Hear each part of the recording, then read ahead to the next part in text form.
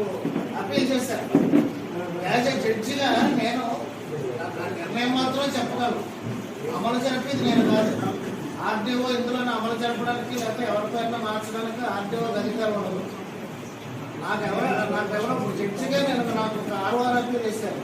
వేసిన తర్వాత దాని మీద నేను నా అభిప్రాయం చెప్తానంటే అంటే దయచేసి అందరూ కూడా గ్రామ పెద్దలందరూ వచ్చారు, సహకరించి వాళ్ళందరూ ఉన్నారు కాబట్టి మీ అభిప్రాయాన్ని నేను అందులో సడన్గా రేట్ చేశాను. రేట్ చేసిన చెప్పలేకపోవచ్చు.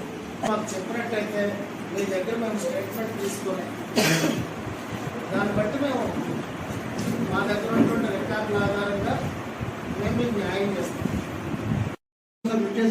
ఎఫ్ఎంసీ సర్టిఫికేట్ ఏమైనా ఉందా? ఎఫ్ఎంసీ ఫ్యామిలీ మెంబర్ సర్టిఫికేట్ ఏమైనా ఉందా అంటే ఆయన మిట్టేషన్ మీరు ఎట్లా యాక్సెప్ట్ చేస్తారు? పెట్టినోడు ఎవడైనా కానీ నేను రేపు మిట్టేషన్ పెడతాను. అదే చెప్తున్నా. అది తప్పిదాన్ని చెప్తున్నా. మీ అభిప్రాయం మీరు చెప్పండి. అది అభిప్రాయం చెప్తున్నా సార్. నోట్ చేసుకుంటా కదా మీకు ఎందుకు వచ్చాం. మీరు ఆ బీజీఆర్ఎస్ పెట్టినా పెట్టకపోయినా నేను వచ్చి ఉండేవాడిని. నేను ఇంకా ఫైనలైజ్ చేయలేదు కదా. మీ మిస్టేక్ మీరు అన్నారు కాబట్టి నేను అడుగుతున్నాను. నేను ఇవ్వకుండా 6 పేరు పెండింగ్ ఇస్తున్నా. కోర్టులో పెండింగ్ లో ఉండగా ఎవడో కూడా మార్కెట్ జనరేట్ చేయకూడదు. ఇక్కడ ఉన్నటువంటి విఆర్ఓ అత్యుత్సాహం ప్రదర్శించి ఇచ్చాడు. నేను మీ దగ్గరకు వచ్చి ఉండేవాడిని. అంటే కాదు 10 రోజులు లేట్గా వచ్చి ఉండేవాడిని. అంటే బీజీఆర్ఎస్ పెట్టారు కాబట్టి ముందే వచ్చాడు.